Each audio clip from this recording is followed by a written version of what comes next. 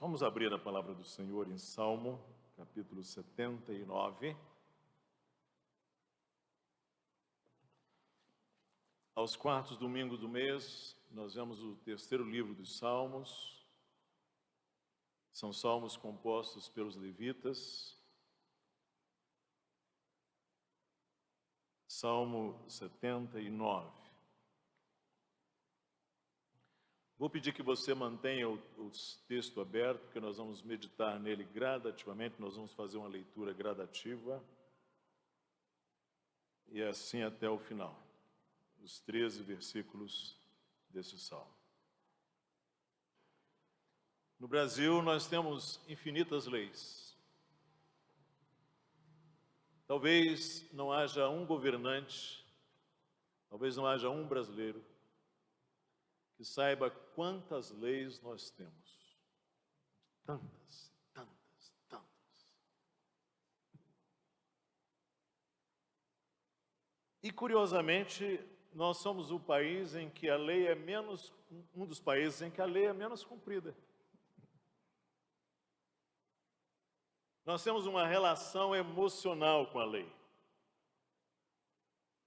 A nossa relação com a lei, ela é emocional. Deixa-me explicar a você como isso funciona.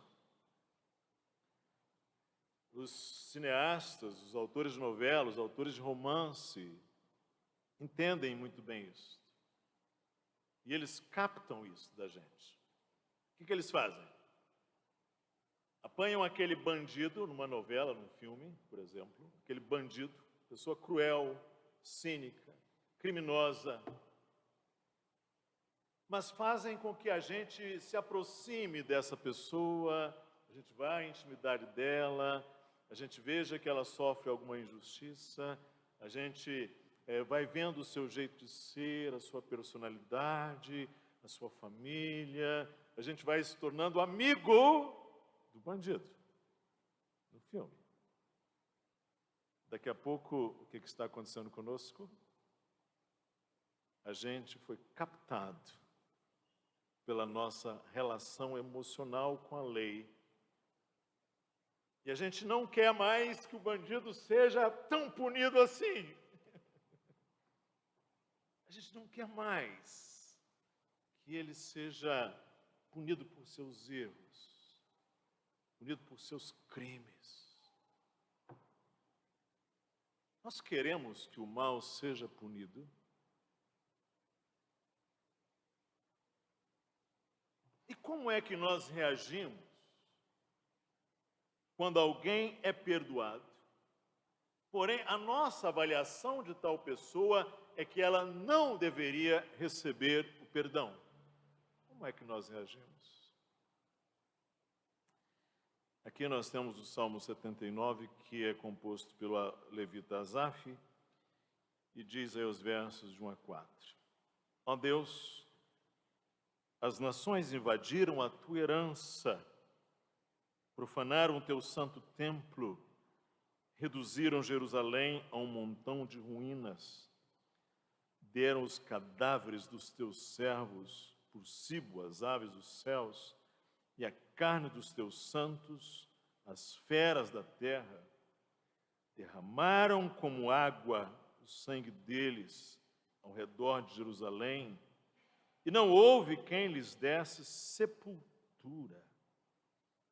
Tornamo-nos o opróbrio dos nossos vizinhos, o escárnio e a zombaria dos que nos rodeiam. Verso 7 diz assim: porque eles devoraram a Jacó e lhe assolaram as moradas. Aqui está falando de que os gentios, um povo gentio veio. A palavra nação aí do verso 1, nações, em hebraico goi, não é? A palavra gentes. As gentes vieram, ou gentios, gentes vieram, invadiram a tua herança, profanaram o teu santo templo e reduziram Jerusalém a um montão de ruínas. Israel foi muitas vezes atacado por povos pagãos, muitas vezes.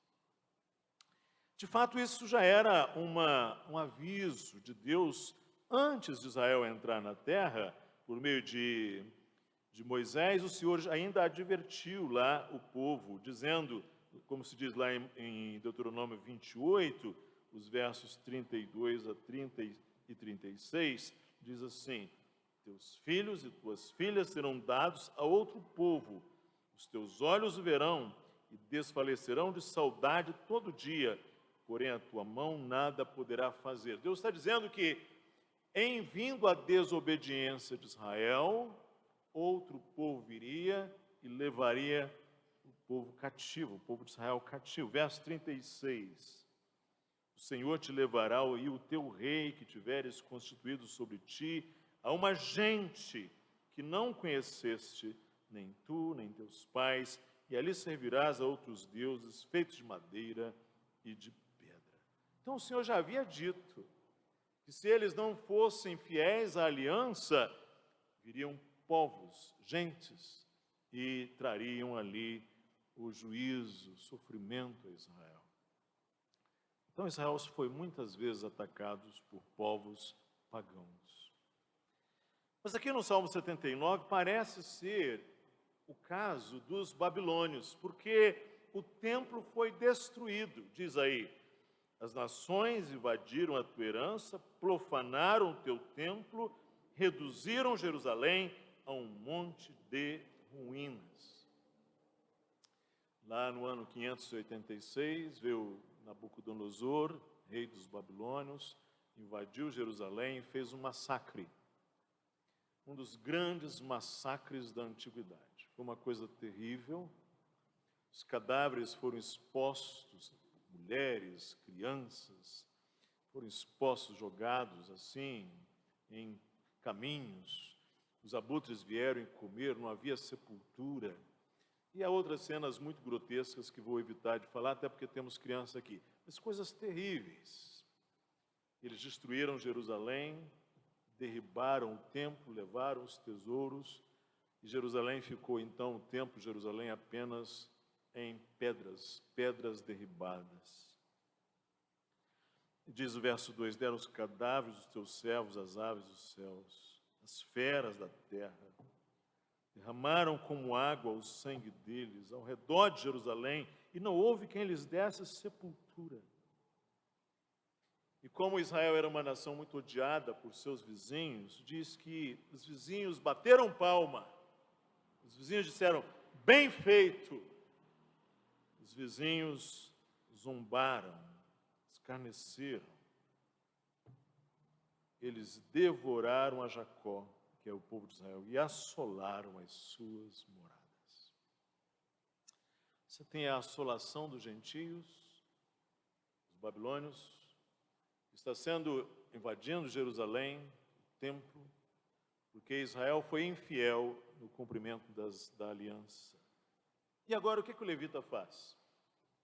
Ele faz uma bifurcação, faz dois caminhos. Primeiro, ele vai suplicar por misericórdia e perdão para Israel. Vejam os versos de 5 a 9. Até quando, Senhor? Será para sempre a tua ira? Arderá como fogo o teu zelo? Derrama o teu furor sobre as nações que não te conhecem, sobre os reinos que não invocam o teu nome.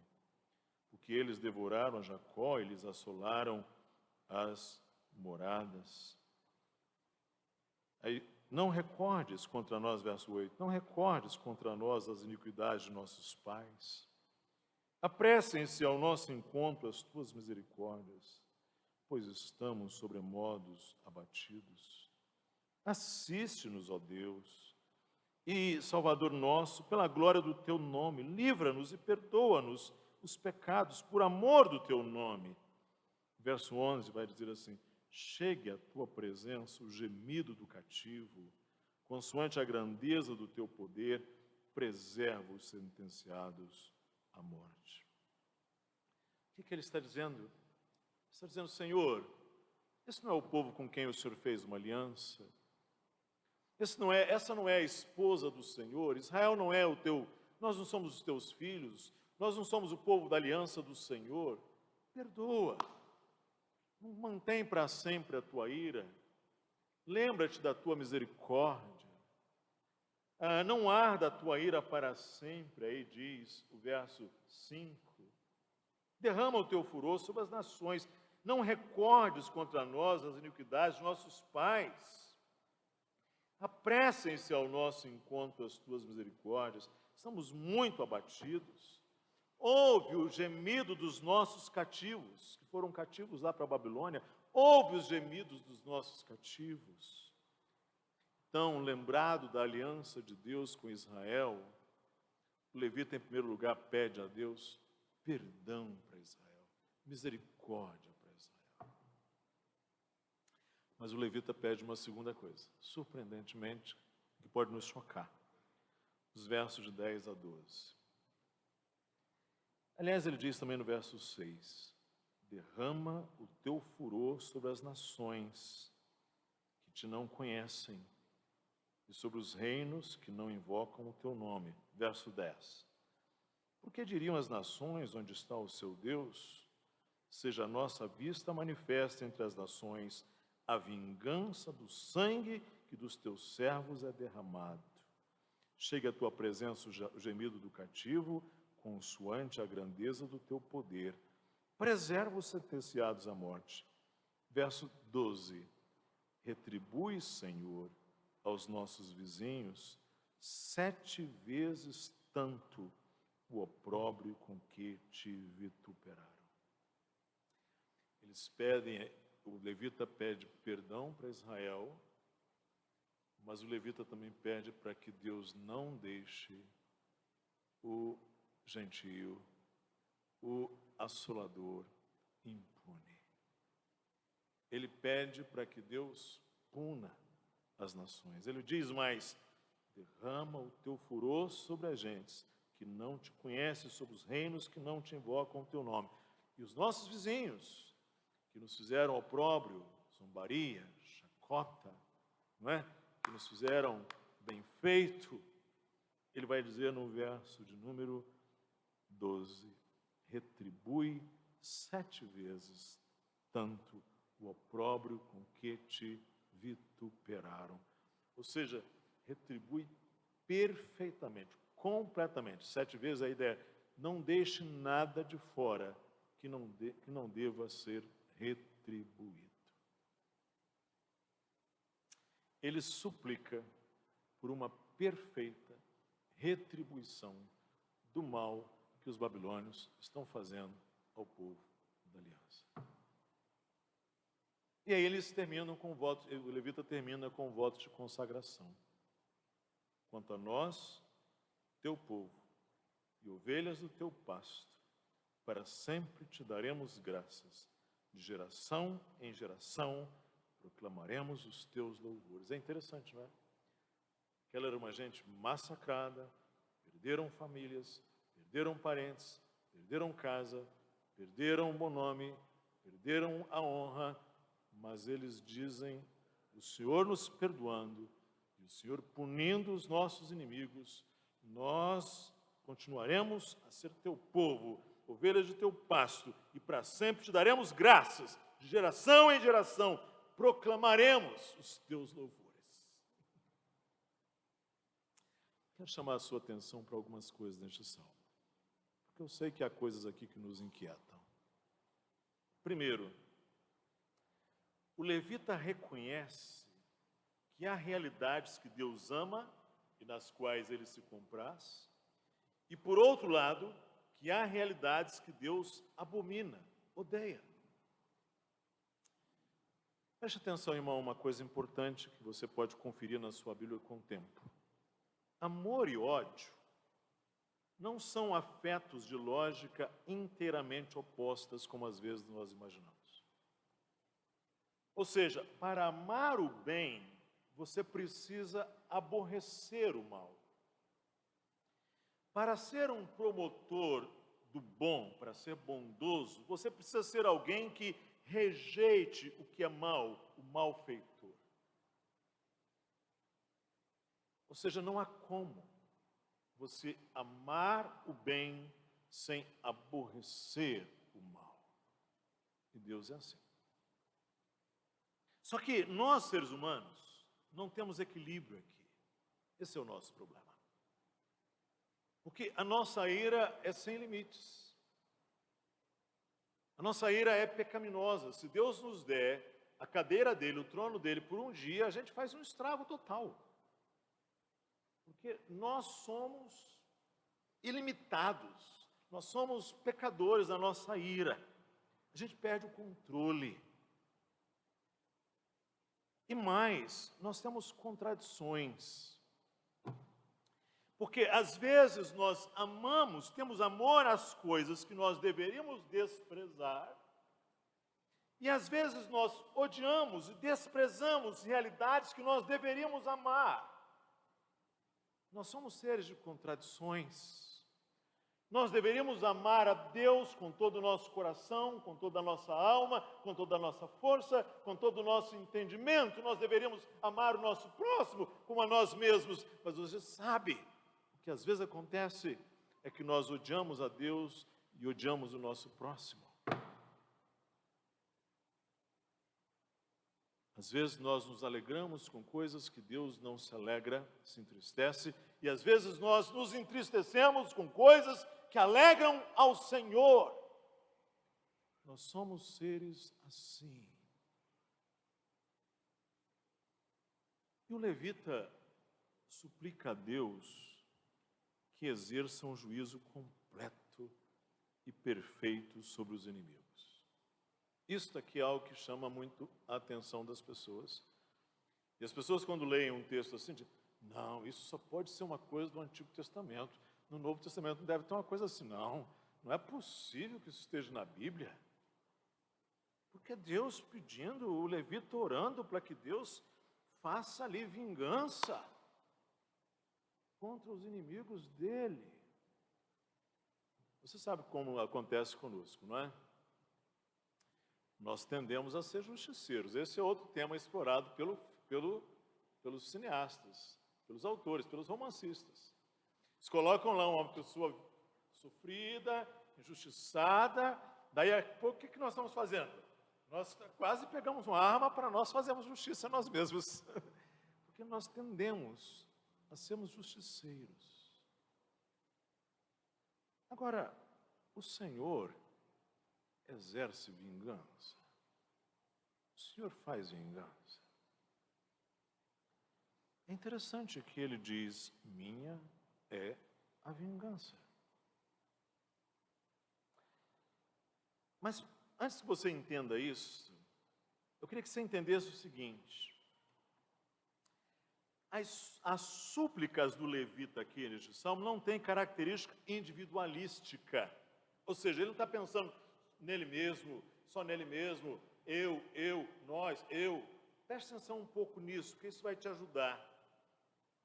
Ou seja, o levita se percebe como parte de algo muito maior que pertence ao Senhor. O levita se percebe como parte de alguma coisa ampla que pertence ao Senhor. Ele diz assim no verso 1: tua herança, teu santo templo. Verso 2: teus servos, teus santos. Verso 5: tua ira, teu zelo. Verso 6: teu furor. Verso 8: tuas misericórdias. Verso 9: glória do teu nome, amor do teu nome. Verso 10: sangue dos teus servos que é derramado. Verso 11: teu poder. Verso 12: opróbrio, ou escárnio, ou zombaria, com que te vituperaram. Ou seja, eles não zombaram de nós, eles zombaram do Senhor. É a tua herança, é o teu povo, são os teus santos, é o teu templo, são as tuas coisas. Eles te vituperaram. A glória do teu nome, o amor do teu nome. Nós, povo e ovelhas do teu pasto, proclamaremos os teus louvores. Então, todas as vezes que você observar na Bíblia os chamados salmos imprecatórios, o que são salmos imprecatórios? São aqueles salmos em que o levita pede a Deus, ou o salmista pede a Deus que faça a vingança, que retribua, você precisa lembrar em consideração 3 coisas. Primeiro, ele reconhece que Deus fez uma aliança com o povo de Israel. Ou seja, ora, se Deus fez uma aliança com Israel, Deus não vai poder deixar impune aqueles que estão afligindo Israel. Segundo, se o povo está em aliança com Deus, é esposa de Deus, é herança de Deus, então é a glória do próprio Deus que está sendo desafiada. Ou seja, é a honra do próprio Deus que está em questão. E em último lugar, quando o levita suplica que Deus retribua, observe, ele suplica a Deus que exerça a perfeita medida de justiça e retribuição. Ele pede a Deus que Deus faça isto, que Deus exerça isto, que Deus realize isto. Então eu queria dizer uma coisa a você, dois aspectos diante disso, para você compreender aqui como nós devemos nos situar. Primeiro, nós devemos confiar que Deus fará perfeita vingança em Cristo Jesus. Eu sei que talvez a gente se choque com isso. Nós hoje temos um cristianismo assim muito pompom. Um cristianismo muito pó de arroz, entende? Uma teologia muito pó de arroz. E a gente não quer ouvir essas coisas. Mas vamos lá.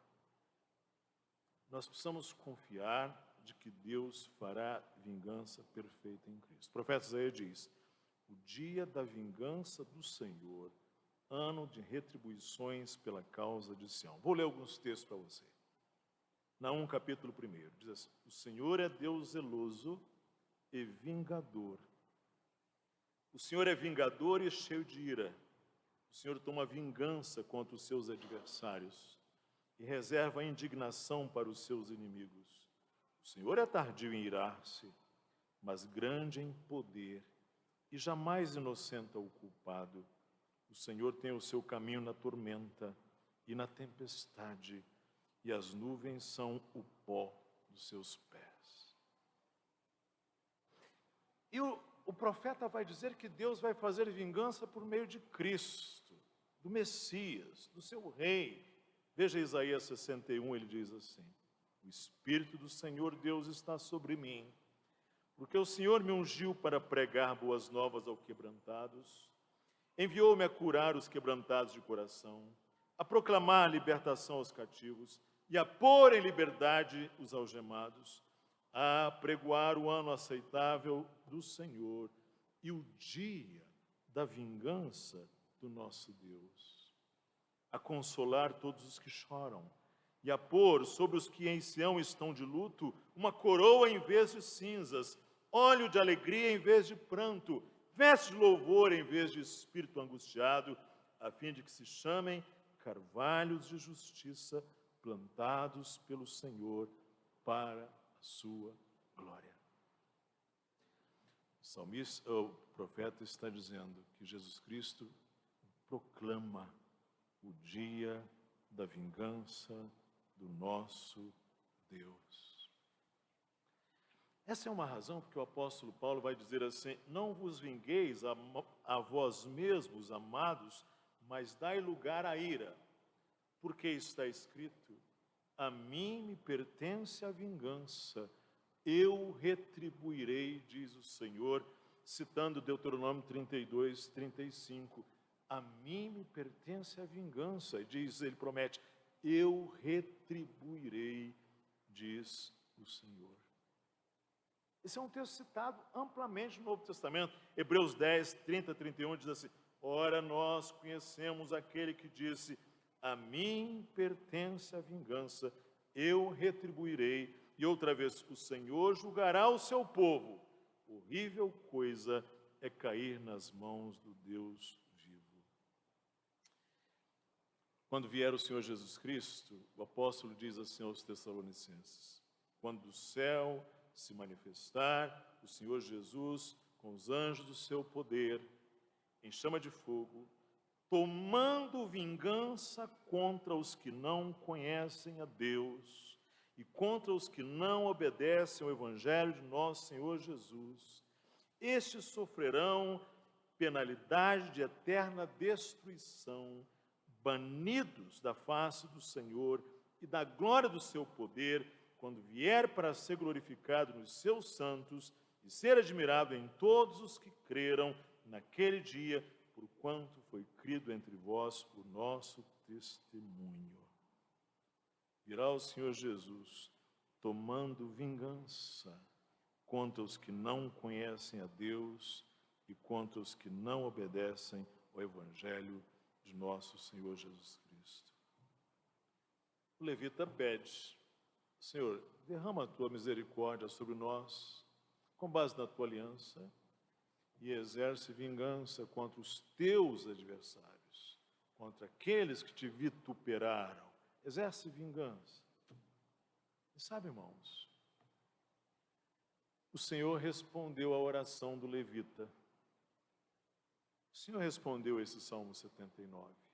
Sabe por quê? Porque o Senhor restaurou Israel, o Senhor trouxe Israel de volta para a sua terra.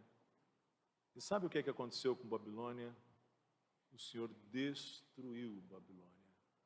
Como, aliás, dissera o profeta Jeremias, Babilônia se tornará em montões de ruínas, morada de chacais, objeto de espanto e assobio, e não haverá quem nela habite. Ainda há Egito, ainda há alguns grandes impérios da antiguidade, mas Babilônia se tornou a morada do chacal e do basilisco. Porque o Senhor respondeu à oração do levita. Quando o apóstolo escreve aos Romanos, no capítulo 2, ele fala assim,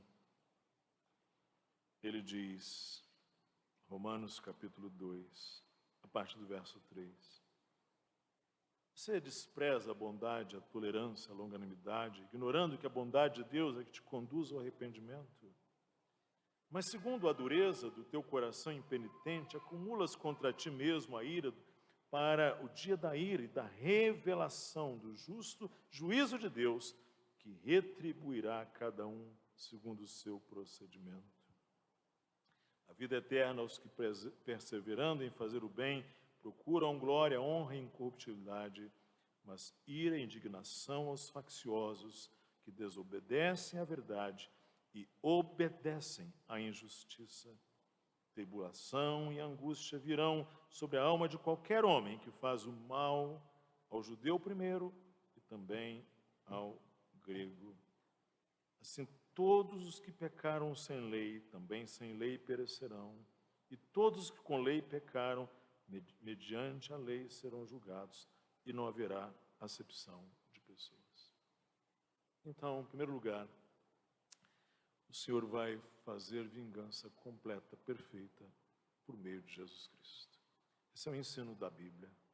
Ele não vai deixar impune os seus adversários. Mas há uma segunda verdade, que é a esperança.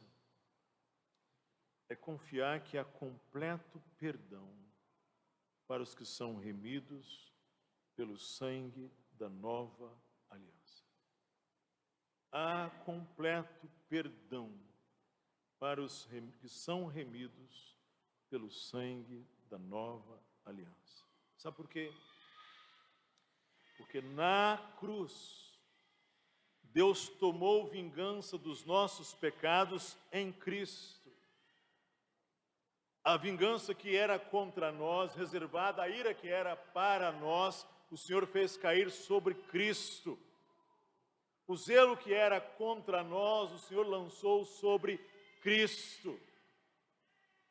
O sangue de Jesus Cristo, o Filho de Deus, nos purifica de todo o pecado. Por isso o apóstolo diz assim em Colossenses 2, perdoando todos os nossos delitos, tendo cancelado o escrito de dívida que era contra nós, removeu inteiramente, encravando-o na cruz e despojando os principados e as potestades, publicamente os expôs ao desprezo, triunfando deles na cruz. Aí você vai se perguntar, é perdão ou é vingança? Sabe, irmãos, em Cristo, Deus estende o perdão àqueles com quem faz aliança, ao mesmo tempo em que exerce vingança contra todos os seus inimigos. Veja Apocalipse capítulo 19, os versos de 11 a 16.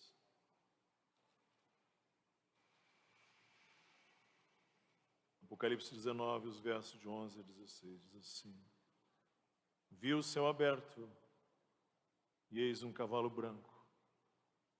Seu cavaleiro se chama Fiel e Verdadeiro, e julga e peleja com justiça. Os seus olhos são chamas de fogo, na sua cabeça muitos diademas. Tem um nome escrito que ninguém conhece, senão ele mesmo. Está vestido com um manto tinto de sangue. Seu nome se chama o Verbo de Deus. E seguiam-no os exércitos que há no céu, montando cavalos brancos com vestiduras de linho finíssimo, branco e puro. Sai da sua boca uma espada afiada, para com ela ferir as nações, as gentes. E ele mesmo as regerá com um cetro de ferro. Pessoalmente pisa o lagar do vinho, do furor da ira de Deus Todo-Poderoso. Tem no seu manto e na sua coxa um nome escrito: Rei dos Reis e Senhor dos Senhores. Sabe, você que ouve a palavra de Deus, ou você que vai nos ouvir pela transmissão desta mensagem, hoje você tem a oportunidade em Cristo Jesus de ter o perdão dos seus pecados, de confiar na obra que Cristo fez lá na cruz, de confiar que a ira de Deus para com os nossos pecados caíram sobre Cristo, caíram sobre a cabeça dele, para se cumprir o que foi dito: maldito aquele que for pendurado no madeiro. Há perdão completo em Cristo. E hoje, ele pode ser um advogado de defesa. Ele pode caminhar com você pelos tribunais, ele pode ir com você às cortes. Ele é advogado de defesa, ele defende você. O sangue dele te defende, a justiça dele te defende, a obra dele te defende. Ele é hoje como um advogado. Aliás, é essa a linguagem, ele é paráclito, aquele que caminha ao lado. Se nós pecarmos, temos advogado, paráclito, diante de Deus, nosso Pai, Jesus Cristo, o justo. Mas sabe, irmãos, chegará o dia em que nós já não teremos Cristo como nosso advogado. Nós teremos Cristo assentado no trono para julgar vivos e mortos, grandes e pequenos, homens e mulheres, pobres e ricos, ovelhas e bodes, a todos. Nesse dia, você já não tem mais condições de evocar a graça, a misericórdia, o perdão, porque o trono já de justiça está armado e o dia da vingança chegou. O dia da retribuição chegou. É conhecida aquela história do filho do juiz.